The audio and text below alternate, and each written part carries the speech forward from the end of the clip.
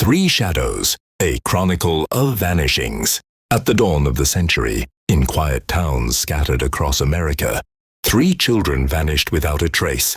No ransom notes, no signs of forced entry, no bodies ever recovered. Each disappearance seemed impossible, as if the children had been pulled from the world itself.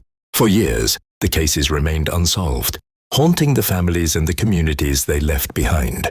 What no one could have predicted was that, a decade later, the 3 stories would converge in a way more terrifying than anyone imagined. This is the first of those stories. Case 1, Emily Harper. August 3, 2001, Riverside, Maine. Riverside was the kind of place where doors were left unlocked, where everyone knew their neighbors by name, and where the biggest excitement was the county fair each summer. But on that hot August afternoon, peace shattered inside the Harper home. 3-year-old Emily Harper, a cheerful toddler with golden hair and a laugh that filled every room, had been left in the care of her grandmother, Margaret. Her parents had driven to Portland for the day, leaving their daughter in safe, familiar hands. Margaret was in the kitchen, kneading dough for bread. Emily was in the living room with her dolls and stuffed bear. It was the kind of ordinary domestic moment that should have carried no danger. "Play nicely, Emmy," Margaret called from the kitchen. "Grandma will be right here." The house was silent except for the steady tick of the wall clock. The late summer light slanted in through the curtains, warm and drowsy. When Margaret returned less than 20 minutes later, the sight that greeted her turned her blood cold. The carpet was empty. Emily's doll lay face down. Her bear had tipped onto its side, but the child herself gone. "Emily?" Margaret's voice trembled. She searched the hallway, the bathroom, the bedrooms. Nothing. The basement, the attic, the yard outside. Everywhere she looked, there was no sign of her granddaughter. All the windows were locked. The back door was bolted, the front door still latched from the inside. It was as if the child had vanished into the air.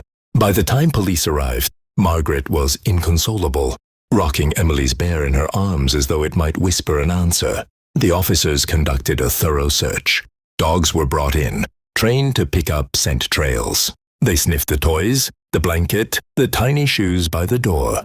For a moment the dogs pulled toward the front porch, and then stopped, whining in confusion, their noses to the floor. The scent simply ended 2 feet beyond the threshold. It was as though Emily had stepped outside and dissolved. Neighbors swore they saw nothing. No strangers, no cars parked oddly, no doors slamming. It had been to all eyes an ordinary quiet day. Except for one detail. Margaret, her face pale as bone, finally confessed something she had not dared mention. The moment before she realized Emily was gone, she had noticed a strange mark on the living room wall. A smudge, a shadow. At first, she thought it was just dirt or the trick of sunlight, but it looked eerily like the faint outline of a child's figure, pressed against the plaster. A head, small shoulders, and unmistakably, the curve of a tiny hand. By the time officers examined it, the stain had already begun to fade. But in photographs taken that day, the shape was still visible, dark against the pale wallpaper. The case consumed Riverside. Volunteers scoured the forests and riverbanks. Flyers with Emily's face covered every telephone pole. But weeks became months, and months became years. The Harpers returned to the house every August 3rd, leaving flowers by the front step, hoping, waiting. But Emily never returned, and the shadow on the wall remained, faint but never disappearing entirely. This was the first tragedy, a child gone without a sound, leaving only a silhouette no one could explain. 3 Shadows, a chronicle of vanishings. Case 2, Sarah Wilson. October 17, 2004, Black Lake, Michigan. 3 years passed after Emily Harper's disappearance in Maine. Her case still haunted late-night talk shows, true crime forums, and whispered conversations in Riverside. But life, as it always does, moved on. And in a small lakeside town in Michigan, another child was about to vanish. The Wilson family lived on Birchwood Lane, a quiet road lined with maples that burned crimson in the fall. 6-year-old Sarah Wilson was bright and imaginative, with a tendency to talk to herself while she played. Her parents assumed it was normal, an imaginary friend. Every child has one, until the friend began to frighten even them. Sarah called him the man from the corner. At first, she would simply say, He plays with me when you're not here." Later, her stories grew stranger. "He doesn't have a face," she whispered to her mother one night. "But he knows my name." Her father tried to laugh it off. Her mother prayed it was only a phase. But sometimes, when Sarah was alone in her room, her parents swore they heard her speaking in a low, hushed voice, and then pausing as if listening to something that whispered back. On the night of October 17th, Sarah was tucked into bed by her father. He read her a story, kissed her forehead, and closed the door. It rained heavily outside. Wind pressed the branches against the windows. By morning, her bed was empty. The blanket had been neatly folded, as though by careful hands. Her toys lined up on the dresser. The window was wide open, rainwater dripping onto the floorboards. But the most disturbing detail was the mark on the paint beside the sill, a print of a child's hand. Yet the fingers were too long, stretched unnaturally, like thin claws pressed into the wood. The police launched a full-scale search. They questioned neighbors, checked the lake, dragged the muddy shoreline. But once again, no signs of forced entry, no footprints in the soil, no broken locks. Just silence. One neighbor, an elderly man across the street, swore he saw a flicker of light in Sarah's room around midnight. A candle perhaps, or a match. And he insisted, though no one believed him, that he heard Sarah's voice, speaking in tones not her own. "Now we are together. We are waiting for the others." The Wilson family never recovered. Sarah's mother refused to step foot in her daughter's room again. The toys were left exactly as they had been, frozen in place. Years later, she admitted to a reporter that sometimes the phone would ring late at night.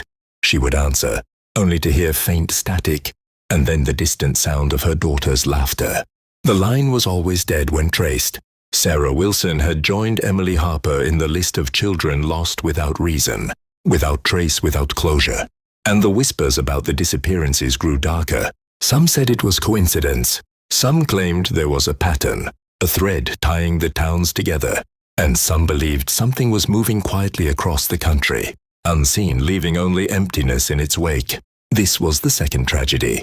A child taken from her bed, leaving behind only a twisted handprint, and a mother haunted by phantom laughter.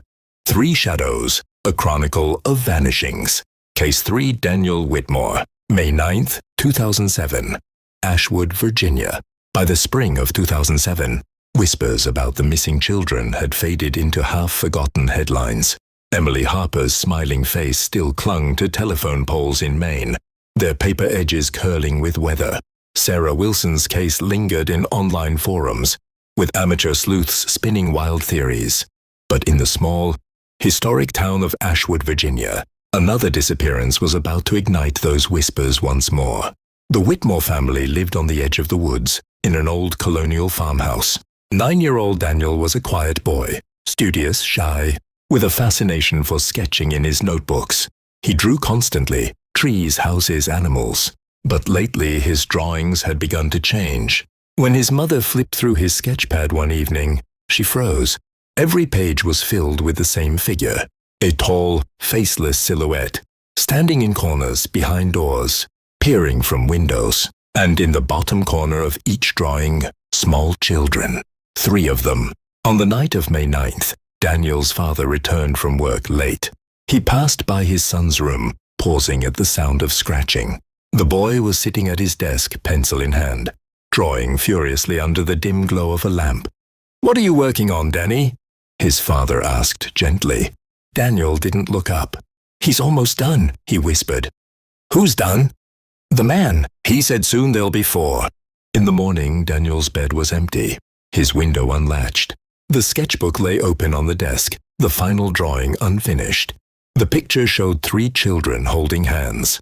The 4th outline was there, faint but waiting to be filled.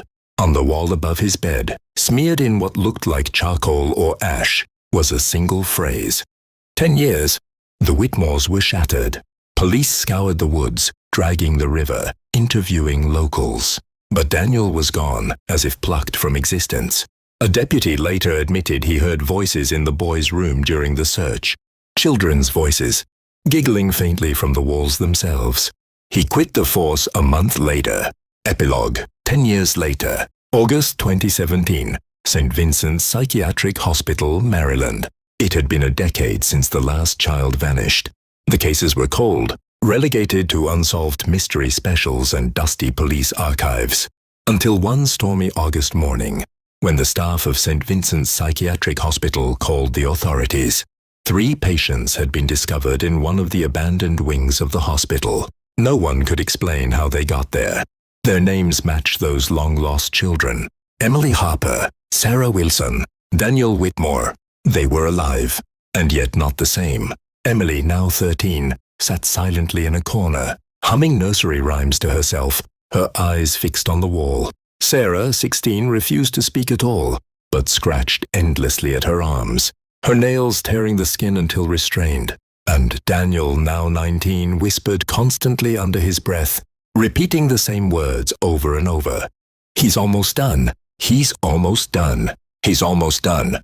Doctors found no signs of malnutrition, no injuries that suggested years of hardship.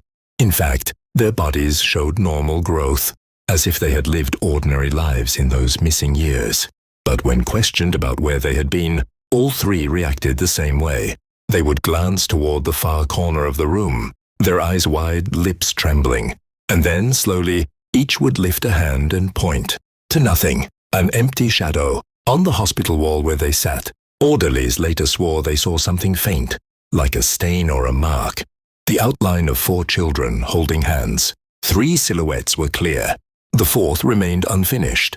This was the ending the story shared. Not death, not rescue, but return. A return that brought no answers, only a chilling certainty. Whatever had taken them was not finished.